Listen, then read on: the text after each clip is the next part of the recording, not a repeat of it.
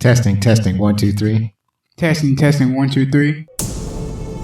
You are now listening to the Backlook Cinema Podcast with Zach and Zoe. Thank you for joining us as we talk about the movies of yesteryear.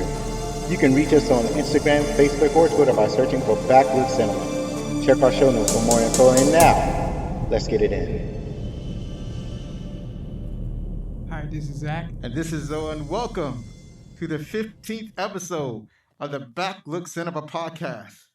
The podcast where we take a look back at the movies of yesteryear. And the reason we started this podcast was to strengthen the bond between father and son.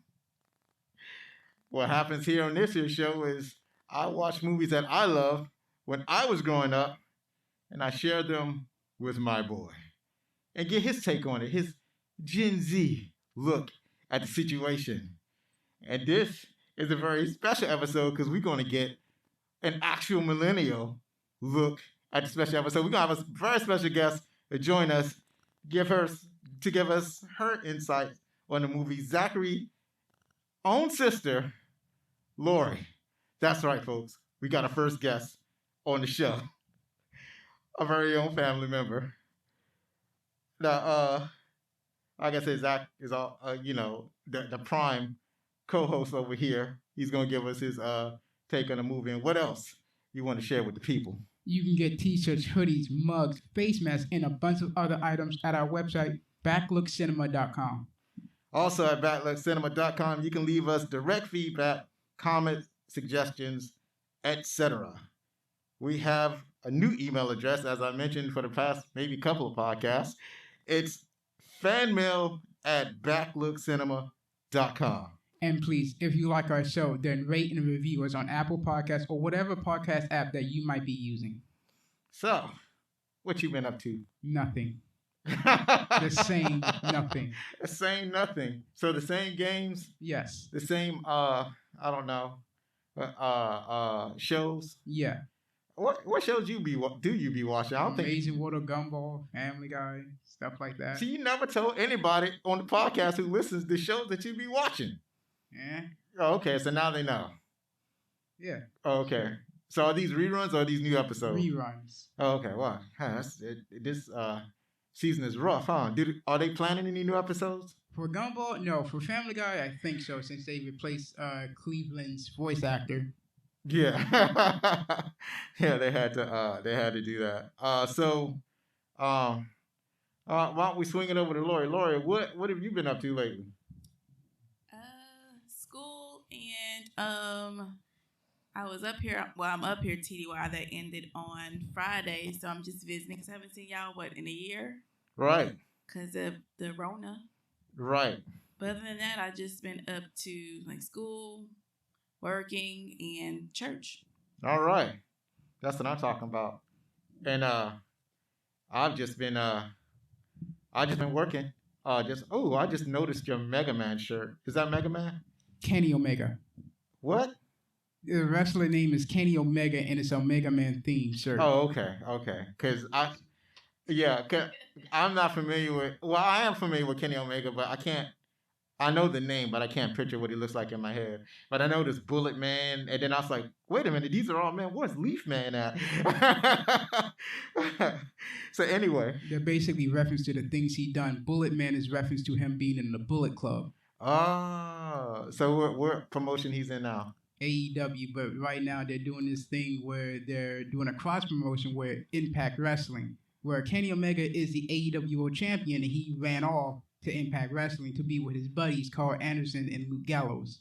Oh, that's cute. The things these little promotions are doing, they getting together, doing crossovers and team ups, doing some nerd stuff. Well, we all know wrestlers is just a bunch of big muscular nerds.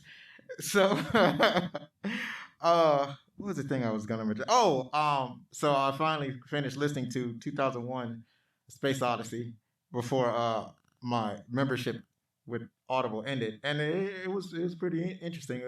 I finally finished it. It felt good to finish it. I feel like I really understand what the movie was trying to tell me, because the movie was, I never actually watched the whole movie from beginning to end, just pieces of it. And the pieces that I watched didn't make any sense. So I was like, let me go through the book and see what that's about. so so I finally did. I feel fulfilled now. I feel I got all the information. I can move on with my life, knowing the whole deal with so in the end of 2001, you got the man. They discovered this black monolith. Is one lone astronaut after the computer killed all of the astronauts, and he killed the computer. So it's just him all by himself with no hope of ever going back to Earth again. And then they discover a monolith on one of the moons surrounding Saturn, and so he goes into the monolith. And the monolith turns out to a Stargate, goes into another portion of the galaxy or the universe, who knows, ends up in a star, becomes a star child. It's a whole thing. But I understand it, and that is what's important. Also, I did some drawings, and that was it. That was the whole thing. That book and some drawings, and a few podcasts that I listened to. Actually, I'm lying. I listen to a lot of podcasts. It's a problem. It's like an addiction to podcasts. That's what's going on here. So you was gonna say something? No, not at all. Oh, okay, because I see you was hovering towards the microphone, and you was gonna say something. I was gonna say something. Was I was that? gonna make a correction when you introduced him as Gen Z. Yeah, He's a baby millennial because he's the tail end. Okay. I'm an older millennial. You're the exact right age millennial. Yeah. Guess what? I'll be 38 on Friday. So Right. I'm like the old millennial. But he's a baby millennial. If we would have had Chris in here now, he's a Gen Z. Well, see, he was born in 1996, and according to the charts, between 1996 and earlier is Gen Z, and then What 1996 chart and are you later. looking at? I don't know, Yeah, some chart. yeah. It doesn't matter. It's okay. He can be a baby millennial. He's a baby millennial. The Gen Z is in the living room. Right. And So he said it was okay. right. Speaking of okay, what movie did we take a look at? The Last Dragon. The Last Dragon. See, people like you thinking they the last dragon give people like me a bad name. You feel proud of yourself for that? Yes, I am proud. Of course you are. Yes, I am proud. I love that. I love that so much. So, tell us about The Last Dragon. All right. In New York, a young man searches for the master to obtain the final level of martial arts, mastery known as the Glow. Along the way, he fights a martial artist expert, corrupts with power, and rescues a beautiful singer from an obsessed music promotioner. Okay, that was sent by Akil at ulink4berkeley.edu. Okay, your reading skills are getting better. I am going to make you a master reader out of you if it kills me. You need help. You need a psychiatrist. So this movie was released March 22nd, 1985 by TriStar. It grossed over $26,765,284 on a $10 million budget. It actually made twice as money back. It did well. For a movie that's well. It's not fantastic, but it's well. Some people they almost call it a flop, but I say they did pretty good. And it received poor reviews from the professionals. Now, us regular folks, we loved it. But the professionals was like, this movie's hot garbage. And you know what? They're not that wrong. We'll talk about it. We'll get on into it. And then I'll talk about why they're kind of wrong. So, this movie was starring. You're gonna help me with this section because it was a lot. Yeah, I had to add some stuff because it was like, oh my god, I got to get into it. So this movie stars Ty Mark as Leroy Green, aka Bruce Leroy. This is his very first movie. Hold on, Lori, why don't you tell about his acting? It left a lot to be desired. Yeah. Basically, it was horrible. yeah.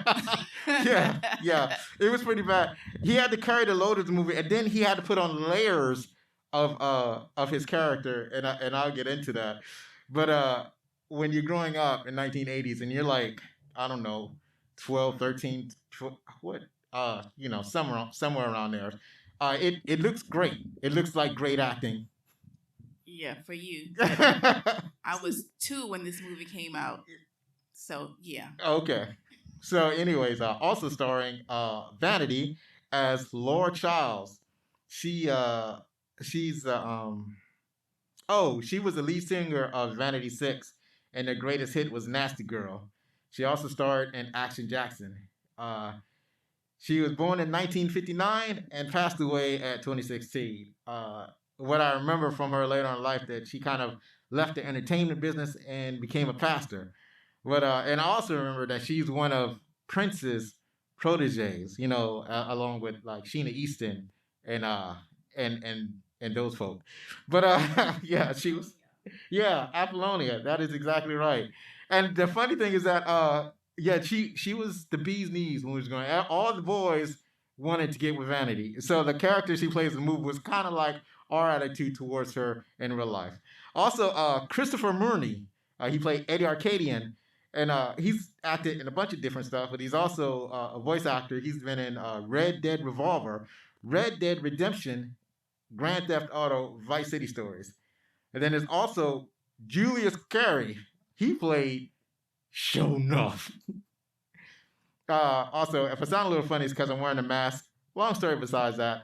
But let's get back to Julius Carey. He was also known as a co-lead in The Adventures of Briscoe County Jr. with Bruce Campbell. He's also in Boy Meets World. And I was surprised to learn that he had passed away. He was born in 1952 and passed away in 2008. It's finding out that he had passed away all the way back in 2008, even before Vanity passed away. It's like finding out that some long lost friend or relative had passed away. It's like you go home, it's like, yeah, man, let's go talk to Charles. What happened to Charles? Like, oh man, Charles passed away, man. It's like, Charles passed away? Man, I ain't seen that in a long time. Charles passed away. That's how I felt when I read this. Why your voice so high pitched? Because that's how you talk. That's how you talk when you find out somebody passed away. It's like you ain't know. Like, you be talking like that. But true, I didn't know he passed away until I Googled it today. So right, yeah, I was right. like, he dead? Right. That's like with Billy Graham. I had been thought he was dead before he was dead. So it's kind of the opposite. Right. Also, Faith Prince played Angela Verico. That was the chick, the chick with the crazy hair, the singer that Eddie Arcadian was trying to promote. And she's been on Spin City, Drop Dead Diva. This is basically the only actor in the film. It was like, well, there are a couple of other people, but she was one of the main ones. She's been continuously acting over the years, mostly in television shows. And there's also Leo O'Brien, who played Richie Green. That was I was supposed to let you. Yeah, I know. I was just running off with the mouth. I can tell you're it was so all used yellow. to it. I was like, oh my god, I forgot because I'm so used to doing it. But anyway, Richie Green, he's actually the little brother of one of the famous rappers that I didn't write down because I was like, I was like, that's nobody knows who these people are. Anyways, also Mike Starr, he starred as Rock. He's the other actor that I wanted to point out, somebody who's actually acting.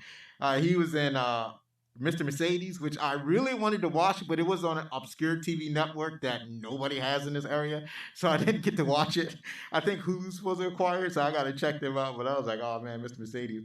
Also, he was in Dumb and Dumber and Ed Woods, and also he's been in a bunch of TV shows. Rock was the main bodyguard for Eddie Arcadian, the big dude with the big evil fish, whatever that animal was. Jim Moody, he was on DC Cab, Fame, and New York Undercover. I didn't even put the person he played. I think that was he was Leroy Green Sr. I think that's the role he played. Glenn Eaton, he played Johnny Yu. That's the dude that mastered art of fighting without knowing how to fight. Then you have Ernie Reyes Jr., known as Ty. He was in Teenage Mutant Ninja Turtles, Secret of the Ooze, and The Rundown. Yeah, so do you recognize Eddie Reyes Jr.? No.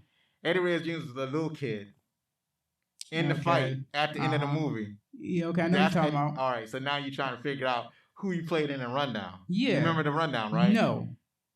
I don't don't- remember the Rundown, and I don't remember the other Teenage Mutant Ninja Turtles movie. Okay, I didn't expect you to remember that one, but Uh-huh. the Rundown was The Rock.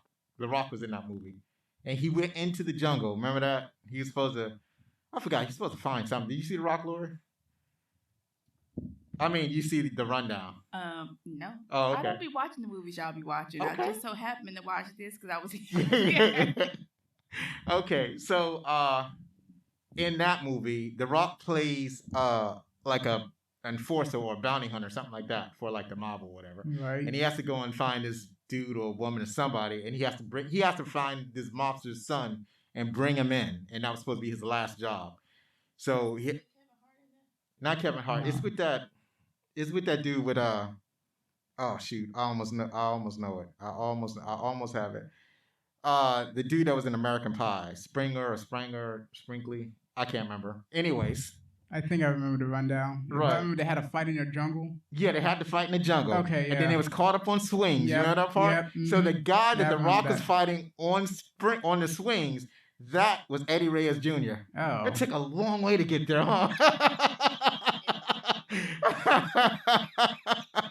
Eddie Reyes Jr. has been in a lot of stuff, but that was the thing that I remember him most when he was in that movie.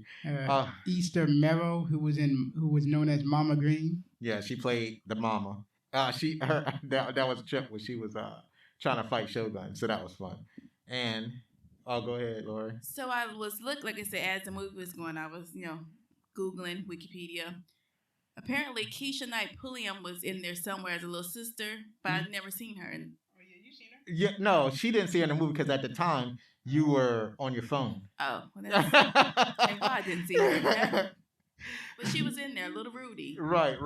Yeah, she played as Sophia Green, Keisha Knight Pullman. Yeah. Yeah, Pulliam. Yeah, she was the little sister at the dinner table eating. Right. So The they were breakfast. eating at the dinner table near the beginning of the movie in the first act, and she had like 3 different names. Like her brother called her one name, Lotus Blossom, and then her father called her something else, and her mama called her something else. And her brother commented, she's gonna be confused, but she was like a baby when she was in that movie. So she's only in the beginning, and she's basically a baby, but she looks like. Because I was gonna tell you. Wikipedia gave her credit. Though, Right. So, Well, yeah, you're going to get credit because she's an actor in a film, so she No, got what I'm credit. saying is, as far as like one of the main actors, like they list her early on. Right. Yeah, Wikipedia did that. I guess because she's famous, but she's listed out of order because she's only in there for like a minute. It's more like a blink or you miss it. I was going to tap you and let you know that she was on the screen, but I didn't know what you was doing over there. I was watching another show. I figured that.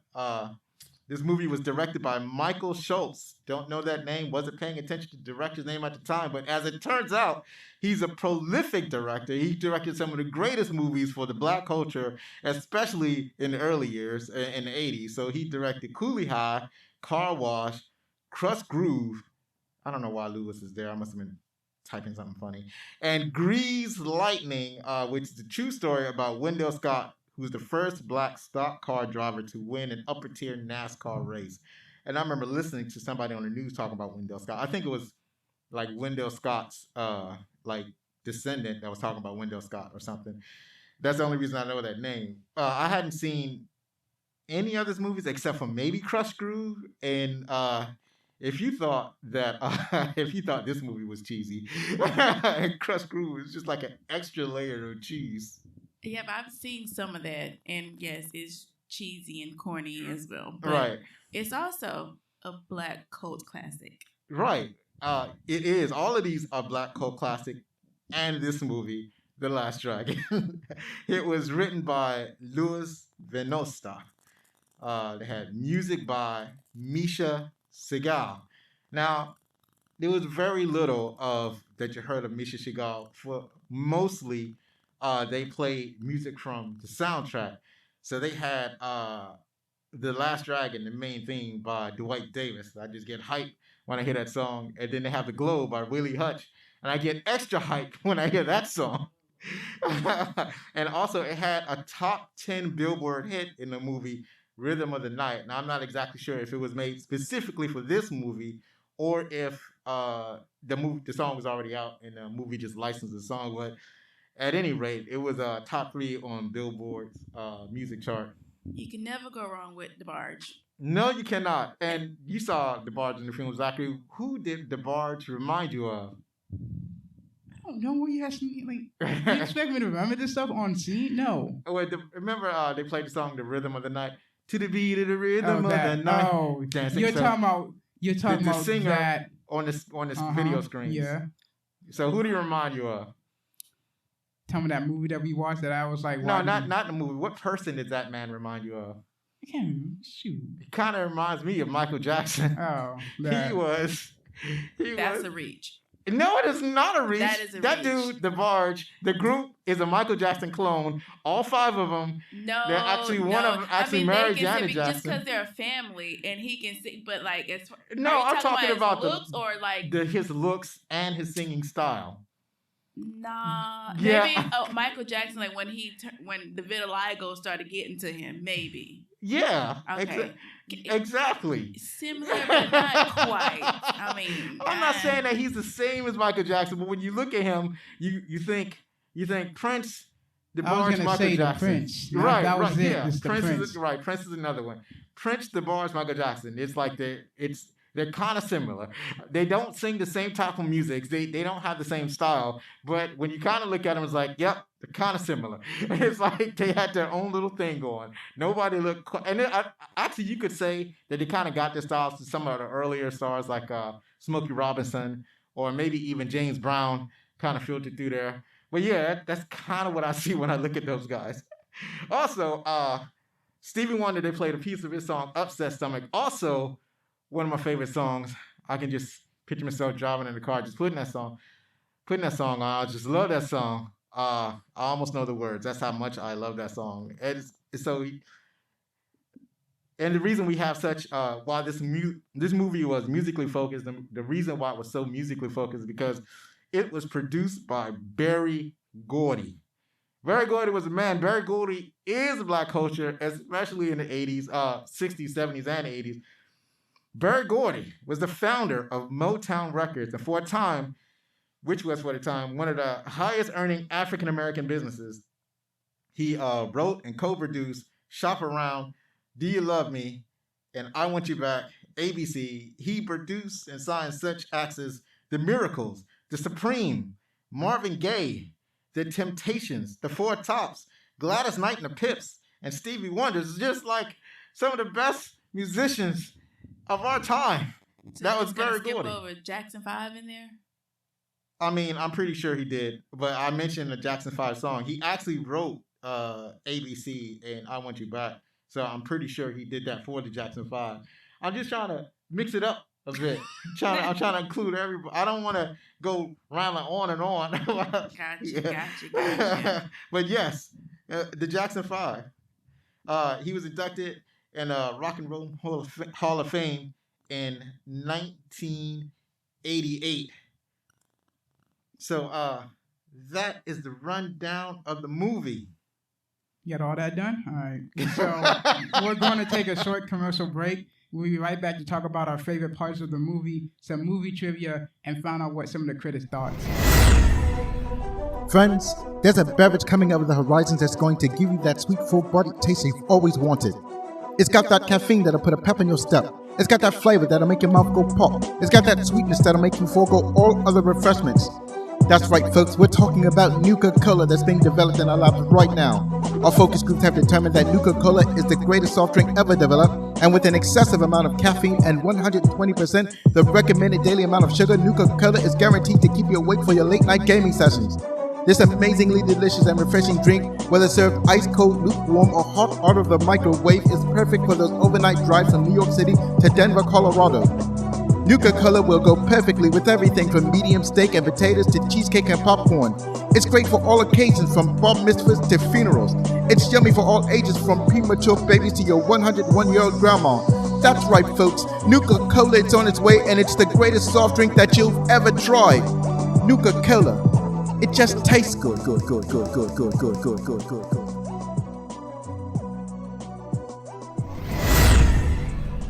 And we're back. We are back here at the Backlook Cinema Podcast. Thank you for joining us once again. And we're going to talk about our favorite parts of the movie. we're gonna have my take. We're gonna have Zachary's take. We're gonna have Lori's take. Who wants to go first? I'll go first. It's like the end of the movie. That's the best part. Well, all the fights happening. Yes. Of course, that would be your favorite part. No, nothing specific that you can point to. Just all this that one part. all the kung fu action that was taking place. Yeah. So none of the humor in the middle of the movie. I will pick a humor where Johnny acts like he can fight, but he can't really fight, right? Because he took the mastery of not fighting, right? that was which is really a bunch of nonsense, and how you get beat. Right. So what did you think of the acting or the music or whatever else is going on? I mean, everyone's acting was okay except for the main lead. It was very awkward. Right.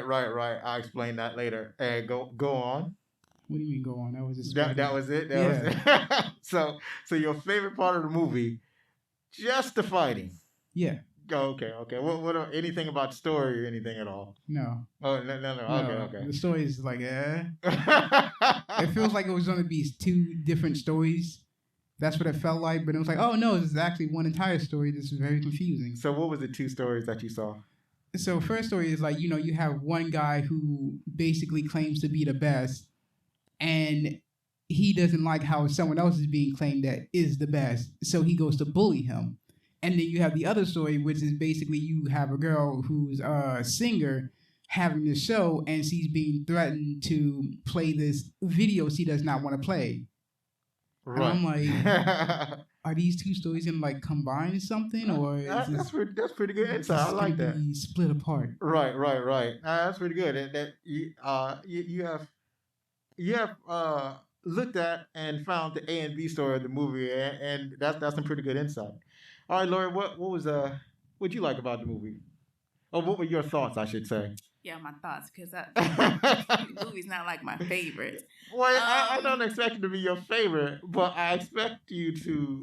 From what I was looking at when I was done watching my other show and really paying attention now, the part I did like was a Mama Green. They should have let her fight because she wasn't having that when he was coming in there messing up her stuff, Right. So and it was, comical. So yeah. Now the acting, again, horrible. Not just for the main lead, but everybody was.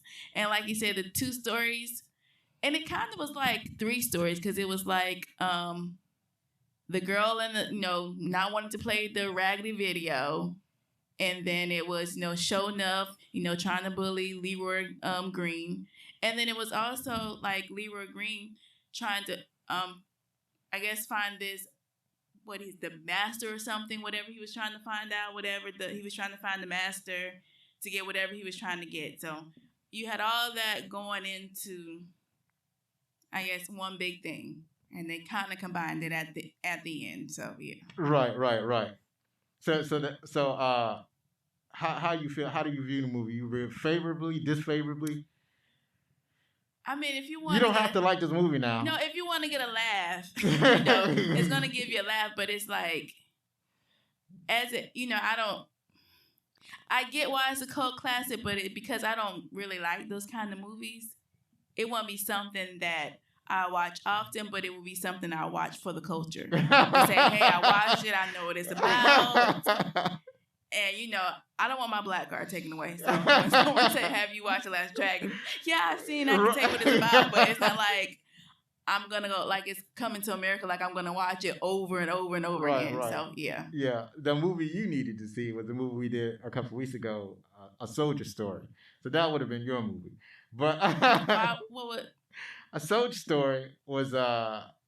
I forgot the dude's name already. Is it because I'm a soldier? No. I've seen this movie before. It's a very serious drama. It's like actually, it's a murder mystery, but it takes place on an army base. So there was a sergeant.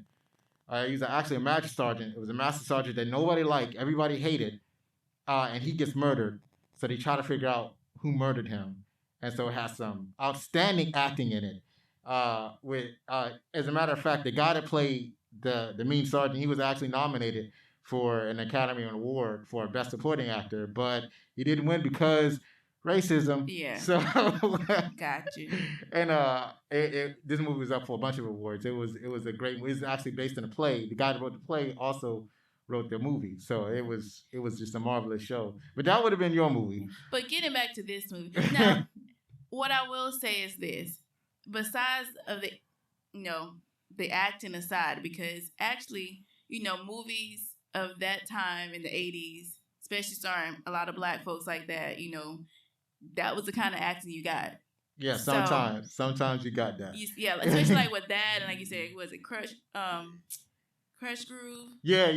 So that's the kind of acting you got. So it was expected, but the music, because I love music. The music was the best thing of the movie for me. Right. The music did make this movie. Yes. Yeah, that is correct. So I'm just gonna say this is one of my favorite movies growing up. When I saw the trailer for this movie, I got super hyped. But naturally, being poor, and not many of the adults in my family being like movie aficionados, we had to wait for that joint to come on video cassette. I was so excited. It's like so me, my brothers, my cousins, we all love this movie because we all love kung fu. See, the thing about this movie, it's basically the black people's it's kind of showcases black people's love for like kung fu movies and Asian culture in general. So they embody that in their main character, Leroy Green, aka oh my God, why are we doing this?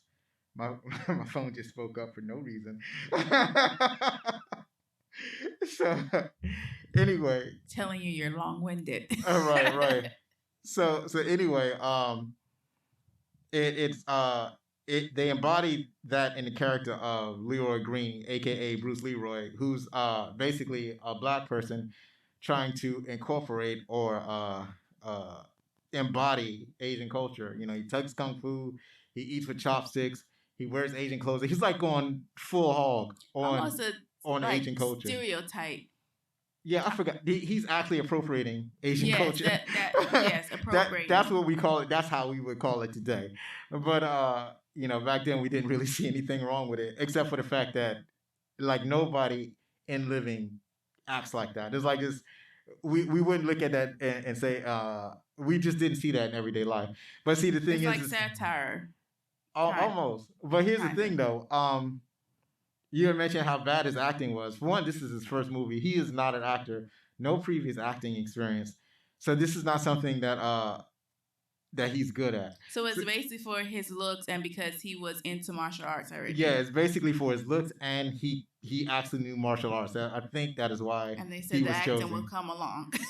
Basically, at yeah. a later date. The other thing is that he's actually taking on a very difficult role for an accomplished actor. He's playing a man who basically sets aside his own culture and upbringing and adopts a different one.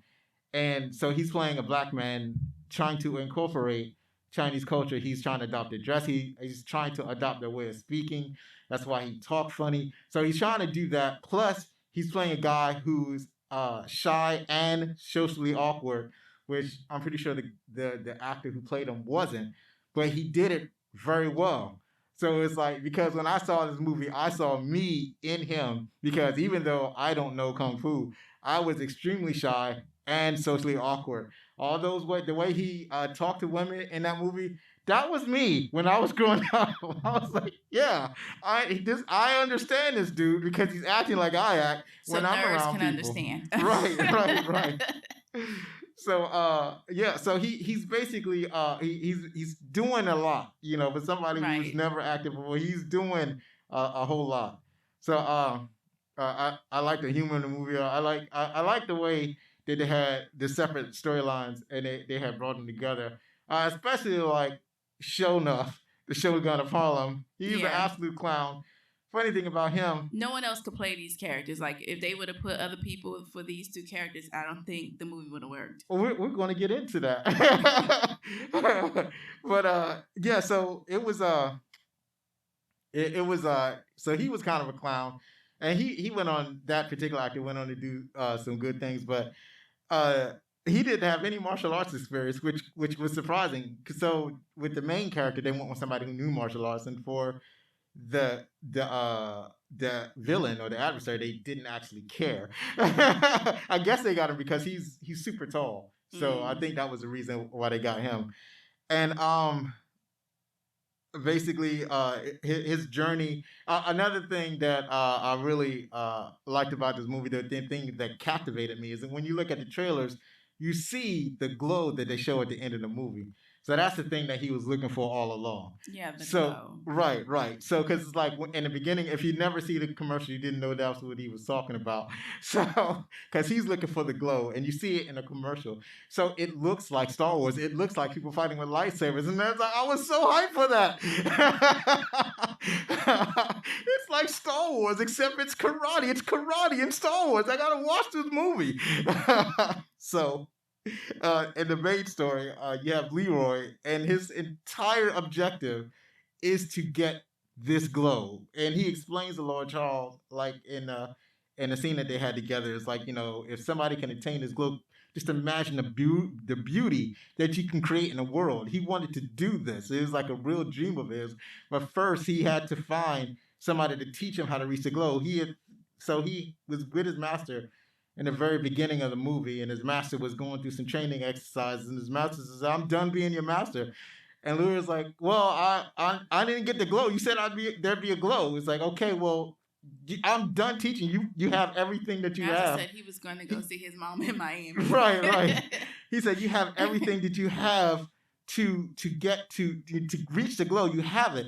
And Leroy just didn't understand what the master was trying to tell him. So he's like, "Okay, here, take this thing, and you go show this thing to this other master, and he'll teach you." What happened. Instead of just telling him it's all in your mind, He was sent trying- him on a He did tell him, funky but goose chase. he did tell him, but Leroy was not accepting it. He said, "I told you everything I need to tell you. I'm done teaching you." So But he went all like in any other like kung fu movie, they go all around the way and speaking all these phrases. And just tell him it was all in his mind. Right. So probably because he didn't think Leroy would take it. So anyways, so he basically sends Leroy on a wild goose chase and then Leroy finds that the master is actually a computer. Now, let's get into this computer, shall we? This whole scene. So the computers in the fortune cookie factory. Fortune cookie factory are run by 3, I guess, Chinese guys or Asian guys at least. So here's the thing about it. These 3 Asian guys were acting like black people. Leroy was stereotypical black people. Right. How they thought black people acted. Well, no, actually, they're in New York, right? So everybody in New York that they encounter is going to act like that. They want to be. They don't want it. They probably seen other black people. Yeah, but They it's didn't still wanna an be- exaggeration. They didn't want to be regular black people. They wanted to be cool black people. So they acted like they thought cool black people Exactly. act. So yeah, it is stereotypical, but it's like you have a black dude that's trying to act like a stereotypical, kung fu Asian, master, yeah. and then you have the Chinese dude trying to act like a stereotypical street black kid, and then you have these two come together. I'm like, man, this is just incredible. It's incredible that somebody would put this together. And then later on in the scene, you have the black dude trying to be an Asian dude dress up as a black dude. Right. It's like Robert Downey Jr. in Tropic Thunder. I'm a dude pretending to be a dude, pretending to be another dude. Right. It was just crazy. And so he finally finds out that he's sent on a wild goose chase. Now he goes confront his master. His master's like, "I told you everything I needed to tell you. I don't know what you want from me." He didn't say those. I'm just paraphrasing. So yeah, and so he still doesn't understand that he's already finished his journey. He doesn't understand because he doesn't actually see the glow. So in other parts of the storyline, you have Eddie Arcadian. He kidnaps what's his face, Lord Charles. He has his own star. He's a producer. He's desperately trying to get his star video played on Lord Charles' show because Lord Charles is popular. You get her video played on the show. She gets upvotes or whatever they did back in the 80s. And then he thinks her career would take off. But it's not it's not happening because Lord Charles like this is trash. I don't want to play it on my show. It's like it's not for my show. But it's like Eddie Arcadian. He's an egomaniac. He doesn't take no for an answer. Kidnaps Lord Charles. Decides to just take over her show, and then at the same time set a trap for Leroy because he's kidnapped Lord Charles a couple of times before. Right. Either kidnapped him or tried to kidnap him. And every time he's done that, Leroy Green just happens to be in the way and stops his and interferes with what he's trying to do with Lord Charles. So now he wants to set a trap to kill Leroy Green by having a bunch of dudes beat him up. And the trap works. He goes in there. He has to fight a bunch of dudes. Leroy happened to have a dojo, and this is the scene that Zach is talking about, his favorite scene in the movie, when Leroy's getting beat up, and all the students come rushing in. They all start mixing up, getting in the fight, and then next thing you know, you had people who didn't know how to fight now suddenly know how to fight. You had little kids beating up adults. It was glorious. It was glorious. And the fighting was whack too. The fighting was awesome. It was. I mean, like, it's funny, but it was like, we can tell this is fake. Well, if it's a little kid beating up adults, yeah, I get it. But when you had Leroy was doing. But even the flips and stuff that they was doing, I'm like, man, like, come on, at least it was just. No, I disagree with you there. It was fun and it was awesome. It was like they was picking them up, flipping them like, but let me not flip them too hard. I'm putting them down soft. Like, come on. The big Santa Claus dude or whatever his thing, with the big dude, it was kind of weird how he just didn't body slam him. He just kind of laid him down. That was kind of weird. I'll give you that. And then the little flips Leroy was doing, like, just get him. Also, you can't eat nunchucks. Okay, you can't bite into and eat nunchucks, which he did. There's a lot of things that these people doing that just wasn't physically possible. But I'm looking at it from today's eyes. I'm quite sure, like I said, at 2 years old, it wouldn't have mattered to me. But I'm quite sure if I was like 12, 13 in the 80s, I would have been like you, like, oh, this is good. And today's eyes, like, nah, son. So also, what was the other thing that was going on? You had so he goes and rescue the girl. Oh no, the end of the movie when you finally meet Shonuff. So this is the crux of the moment when he fights Shonuff, and it's a pretty basic even fight. And then there's a point where he knocks Shogun down, and he thinks the fight is over. And next thing you know, rookie mistake. Yeah, and then he hears his name called, and you got Shogun shows up. He has a glow, and Leroy is beside himself. And I thought that was awesome. I was like, he has a glow. Where's my glow? And I ain't got the glow. I've been good. It's like a kid who's good all year and didn't get what he wanted for Christmas. That's exactly what he acted like. And it's like he was still willing to fight, but he was so demoralized. It's like he didn't know how it was gonna go on. And then getting drowned. Right. He got to the point where Shogun got him in some mysterious vat of water, and then demanding that Leroy affirm that Shogun is the master. And even though he was being drowned, Leroy would not capitulate. He wouldn't say that the Shogun was the master. So he's up there being drowned, and while he's being drowned, he's having flashbacks. And next thing you know, it finally gets to him that he has all he needs to be a master. And he has everything that he needs to be to have the glow. So the one thing that he was missing was to believe in himself, because he never believed in himself. Can we go back to him getting drowned real quick? Yeah.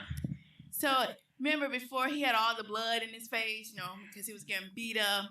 And then as he getting dunked, he has the blood still in his face. And then when he starts to realize that he had it in his mind all this time, all of a sudden his face is all clean, no blood or nothing, no bruises. Yeah. I'm like, come on, son. I'm thinking the glow cleaned it up. He came out there and it was like, who's the master? And Leroy was like, I am.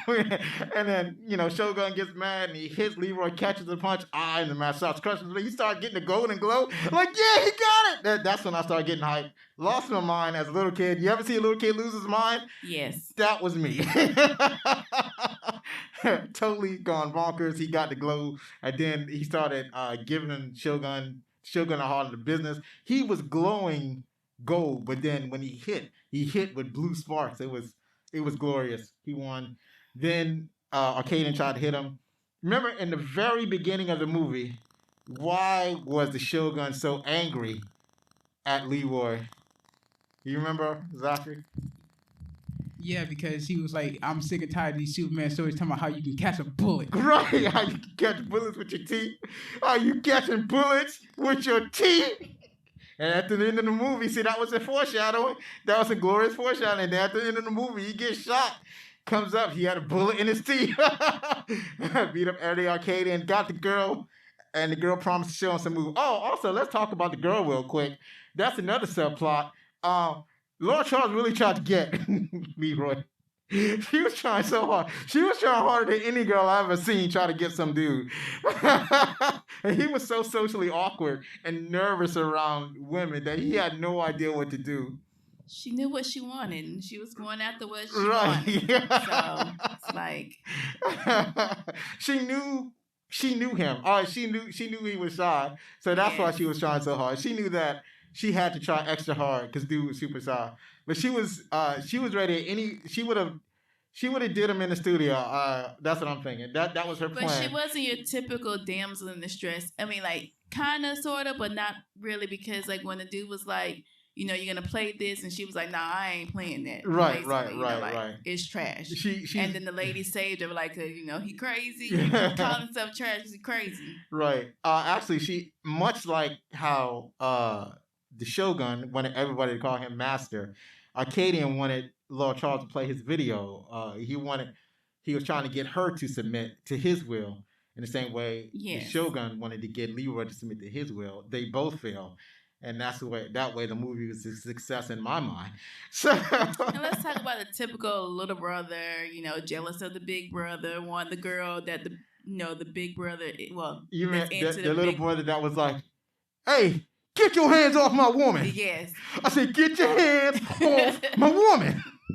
How was he like trying to be a little Eddie Murphy or something in the movie? It's like 13 trying to get with a 23-year-old. Right. Man. It's not going to work, son.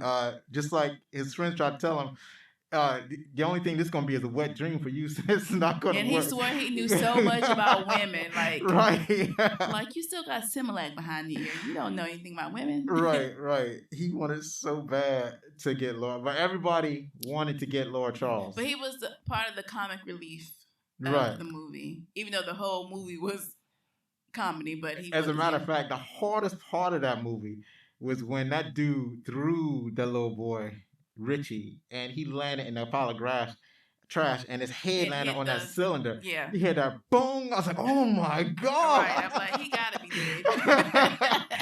dead. And Leroy fought for his little brother. Like, oh no, son, I'm gonna have to kick your. This is done, dude. You're done. Your time is over in this world. And so he beat up that dude. Oh, but let's talk about the glory cry, the Denzel cry, like. Oh. When Richie was telling him that it was his fault that they came by, that Show Enough came by, you know, ruined the restaurant, whatever. Right. And you know, the dad just stand there, and then of course the mama gonna come hug him. Right. And then, you know, his eyes is welling up, and then that one little tear. Right. That's what Denzel got that from. I don't know. I think Denzel was a master before all of that. He was, I'm just saying, but it was just like, you're like, when that little tear just trickled down, but like, oh, that's that Denzel. You get Denzel in the right movie. You get the waterworks right there. Yeah. So let's move on. What's the next segment? The trivia. Let's go on to the C. That's why I have you here, because I'll be forgetting. So we just having a good time, just jaw jacking. All right, so go ahead, start us off. The movie was a critical failure, but a box office success, making $33 million against a budget of approximately $10 million. It has since become a cult hit. That is correct. During the introductory training sequence, Leroy karate chops an arrow as it soars past him. It was a real stunt that took 2 hours to get right. When filming started, Julius Carey did not practice any form of martial arts. That I find is amazing. Julius Carey, he played Shogun. It shows that he does not practice. Well, he just didn't know. When they say he didn't practice martial arts, that means he didn't know. He didn't know any martial arts. He didn't know how to kick. He didn't know how to chop. He didn't. But it shows. Yeah, but he was trained well enough where it's like, well, it kind of looked pretty good, especially when he was fighting Leroy. It actually looked pretty good. So in 1997, Busta Rhymes parodied the character of Show Enough in his music video Dangerous. In the video, the music cuts off. Buster proclaims, "Yo, Leroy, am I not the baddest?" And then replicates Shownuff's first on-screen speech. This is funny because I watched it. It was I love the song, but I rarely watch videos, and I rarely watch videos because it was this, and this especially in the '80s. This video was just throwing stuff after. It was. I felt like you know how in the beginning of video games where they give you that warning about the lights might give you epilepsy. Yep. I thought I was gonna go into an epileptic fit watching that video. But this video wasn't in the 80s though. No, he was replicating Yeah. well actually the movie the video wasn't at all about the what you call it about Right. the movie. It's just that in that one part of the video the music absolutely stops. You see Busta Rhymes dressed up as Shona and talking about, "Am I not the prettiest? I'm not the baddest." That's what Yeah. that's what they're talking about. And then in the rest of the video continues. But then in the video, I think you see him as Shona doing some of the fighting. So what was the other? Oh, and did you see? Have you seen the Amber Ruffin show? Who was that? So Amber Ruffin is one of the writers of Late Night with Seth. She black or white? She's black. Late Night with Seth. What's his name? I don't know if Anyway, that's the lady on Instagram that I be seeing on Instagram sometimes. she has a big afro. Sometimes it has a part. I think so. I don't find her too funny. Well, you should see. I just watched clips of her show. I haven't seen her whole show, but I just watched clips of her show. But anyway, she dressed up as Shogun on one of the segments of her show one time. And then you watch Blackish. Yes. So you remember what's his name? The dude that ain't wrapped too tight that worked Dion. Dion. He dressed up as Shogun in real life for Halloween a couple of Yes. years ago. It just shows how iconic that Shonuff is. So what was the thing I was gonna say about? Oh, so just look up Amber Ruffin real quick. You see what I'm talking about. Go ahead. The character Angela Vaccaro was patterned after Cyndi Lauper. Oh my God, that's so bad. Cyndi Lauper. Cyndi. That's who it is. Yes. Because, like, when she was singing and stuff, I was like, in that voice. Right, And I was like, right. yes, Cyndi Lauper. And then, like, she was all those bright colors Right, and stuff. right. She was Harley Quinn before there was a Harley Quinn. Yes. So you don't know who Cyndi Lauper is. No. After this, look it up. You don't know Cyndi Lauper, and time after time, like, basically, like, they should have given her, she should have had more of a spotlight than Madonna. That's what I feel like, because she was more talented than Madonna. Yeah, I'll have to say that. But then Madonna had, she eventually... Madonna She just went off the upped her- rails and just started doing explicit things. Well, she kind of upped... No, I think she was explicit from the beginning, but she kind of upped her game when she did Evita or whatever that was.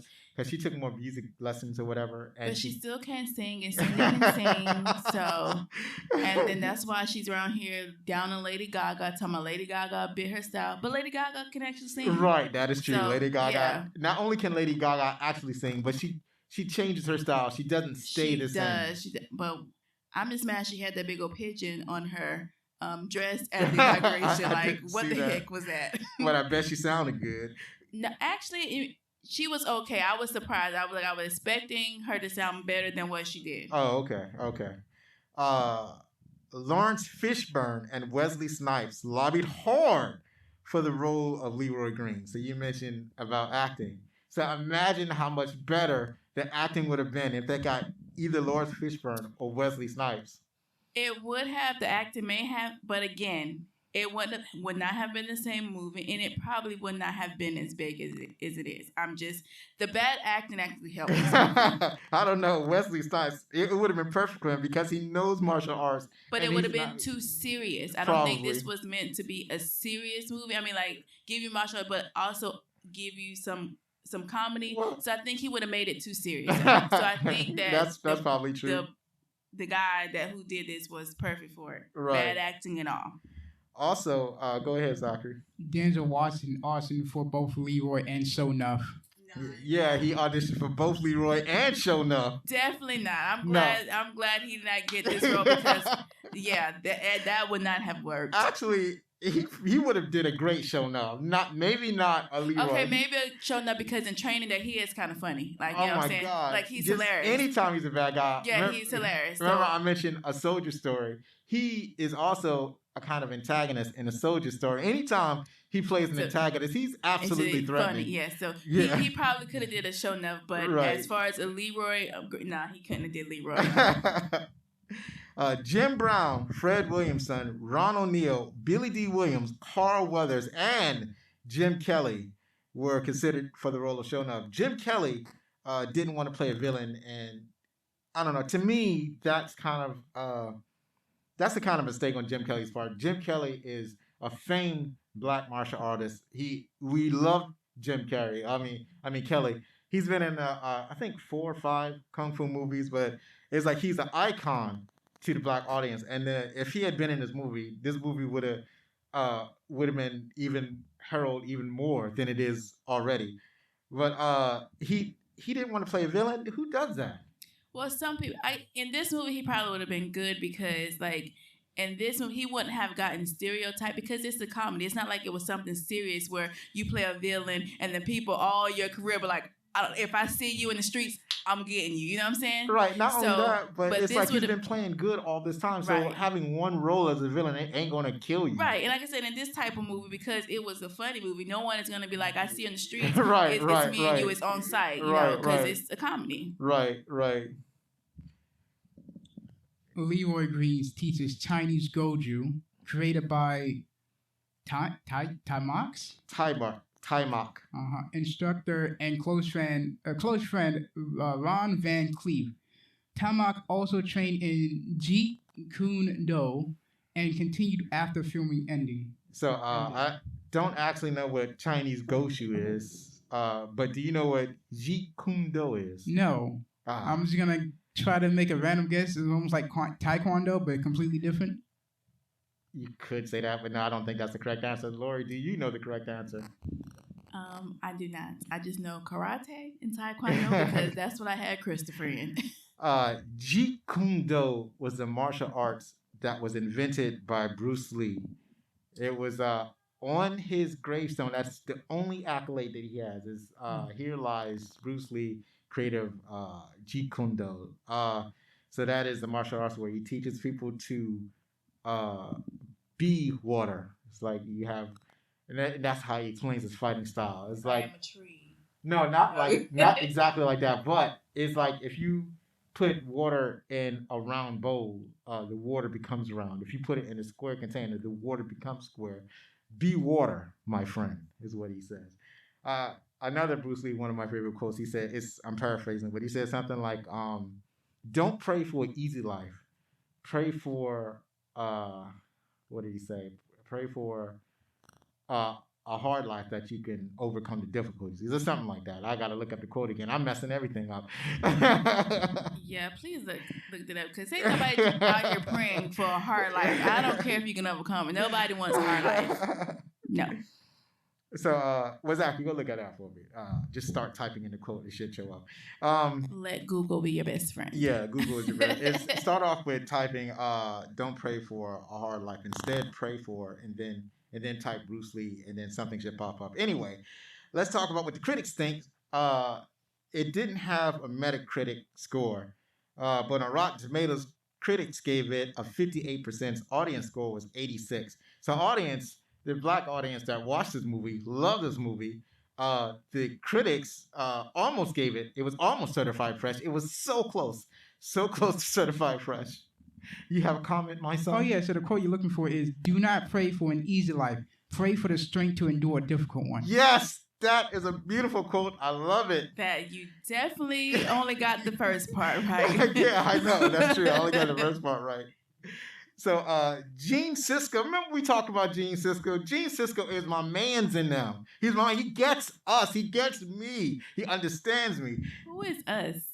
Well, like people us? Like me. Nerds United. I wouldn't say not really nerds, but people that are less sophisticated, the socially awkward people. No, not socially awkward. I'm just saying, like, the regular people who go watch movies, not the people that go to overanalyze movie to try to just the people who enjoy right going to the theater, to the movies and watching movies. Yeah, he's one of us. So Gene Sisco of the Chicago Tribune, he said, or he wrote, The Last Dragon is the first and foremost a romantic comedy, and a very sweet one at that. And that's why its martial arts combat scenes work so well.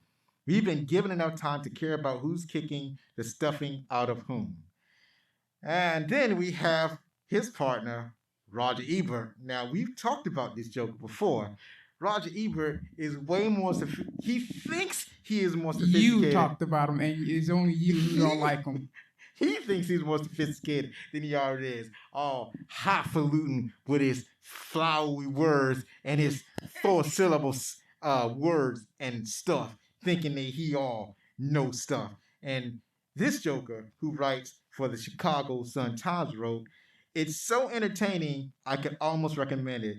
If it weren't for an idiotic subplot about a gangster and his girlfriend, a division that brings the movie to a dead halt every 8 or 9 minutes, which is like, if it's so entertaining, why can't you not recommend it? It's entertaining. I feel like he was watching a different movie because he said a gangster and his girlfriend. Well, Eddie Arcadian is basically a gangster. Yeah, he's the gangster, and the little and that's his Cyndi girlfriend. Lauper knockoff is the girlfriend. Right. And he claims that's the subplot, but it's actually kind of the point because you have to give a reason for him to confront Leroy. Right. So in order to get him to confront Leroy, he's constantly trying to kidnap Lord Charles, and Leroy just so happens to be in the way. It all intertwines with each other. Right, it kind of intertwines. So he in a way, you're right. He is kind of watching a different movie, and he's kind of a highfalutin dude.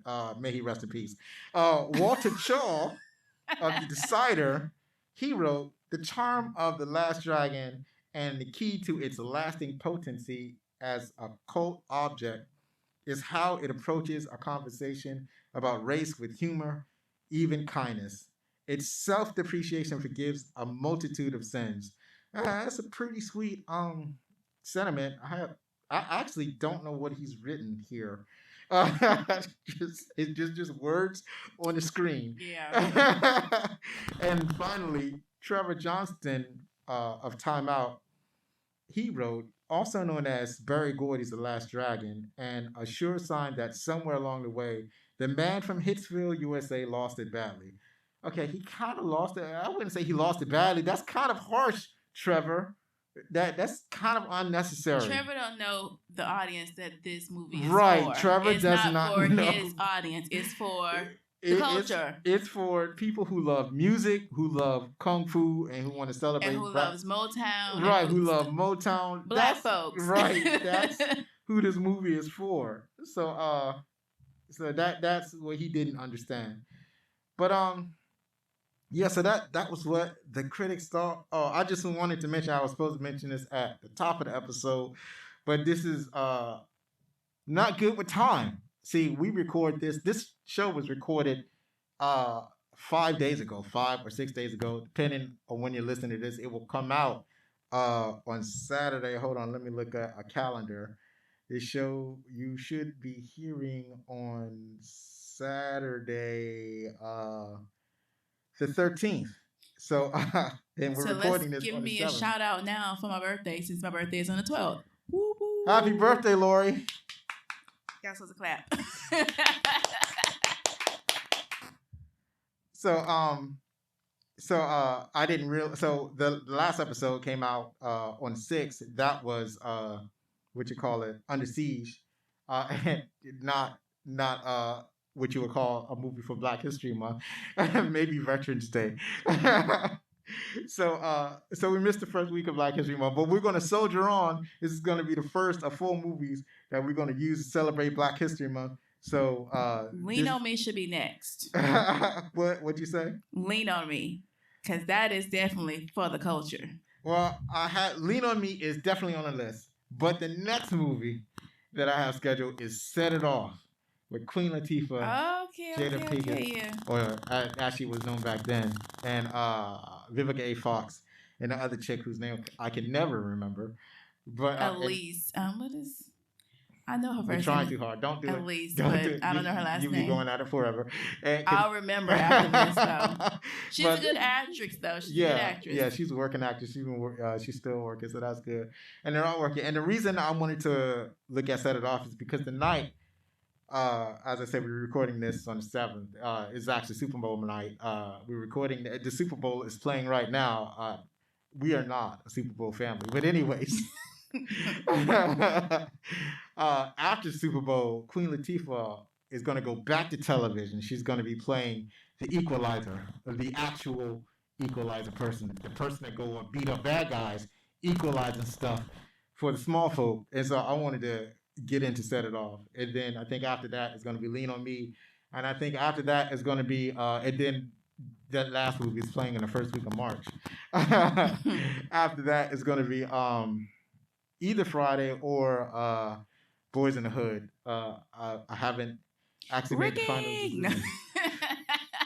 Yeah, Ricky. That's because that's hard. That's you remember. You remember when you watched what's that movie we watched? Juice, Zachary. Yeah. Hold on. Say that to the microphone. Yeah, I remember. Yeah, so it's a lot like Juice. There was a lot of movies that were similar that kind of came out about young black men growing up in rough circumstances. So you have movies like Baby Boy, Juice, Boys in the Hood, Menace to Society. I've still never seen Baby Boy, but I've seen most of the other ones. So you want to say something? You have not seen Baby Boy? No, I have not. I just You have? Oh Lord! never got no. around to it. But I've seen enough black movies to say I was in the culture. But I just never being got that around. You're going to watch it. I'm not gonna, take your black card. But everybody knows Jodie. No, I don't know Oh Jodie. Lord! Yeah, all I know is, and the reason we've seen this movie, I know that we can watch these movies because it's, I'd like to mainly kind of focus on like the action heavy oriented movies, but Zachary, you remember you seen what's that movie? Menace to Society. No, not that one. That's the wrong movie. I mean, you saw Straight Outta Compton. Yeah. So Zachary likes Straight Outta Compton. So I was like, well, if he likes Straight Outta Compton, he's gonna love some of these other culture movies. You haven't seen Straight. See, now I need to question. No, you cannot your take my black validity. card because first of all, that's a new movie. It's not a new. It came out like 4 years But ago. it's not like a cult class. It's not in the culture yet. So I have time to see it. It's not like if I hadn't seen like Boys in the Hood, Menace to Society, Dead Presidents, that's when you can be like, okay, give me a black card. But I'm going to watch it. Here's the thing about, I think we even have that one too. The thing about that movie is that it's a true life story it's the of NWA. NWA. I get and it's that. like, Zachary did not see the death of Eazy-E, and that's what tripped me out. Because it's like, he's seeing this stuff for the first time. I'm just reliving it, because I remember all of this stuff happening. You remember all of it, and then me, I remember something, because, back then, like when it happened, like in the 90s, Right. Well, they made a egregious, they made this egregious omission is that they didn't talk about how, Dr. Dre had beat up on his video DJ called D Barnes. So they totally skipped over that because they wanted him to be one of the heroes of the movie. And you can't have the hero of the movie beating the crap out of a woman. And I don't know if it was just him hitting her or if it was like a gang of dudes beating her up. Right. But whatever it was bad. And what's funny about it is that on Eminem's first album, that was one of the things that he referenced. Yes. People think that after a while that you have a short memory, but like, nah, because that was in the news. Right. That was the rotation in the news. And that was the thing about it. They covered a lot of the stuff that was in the news. That was one of the things that they chose to skip over. So, but anyway, he liked that one. So, and then the movies that we've seen so far is like Juice and so you A like Soldier gangster Story. movies, black gangster movies. I guess I don't know. A Soldier Story, some of the harder movies that had came out back in the day. He enjoyed those, so I figured I would go ahead and do that. So, anyways, that is it for this here podcast. You got anything more? Nope. That's all I got. You got anything more, Lori? No, but I did enjoy myself. I'm So, glad yeah. you could join us. You're our first special guest. I appreciate that. Yes. That is it for this episode. Everybody, fam, you guys have a nice one. Thank you for listening. Please subscribe. If you love this podcast, share it with somebody. And write a review. Give us 5 stars. 5 stars this time on the Apple Podcast.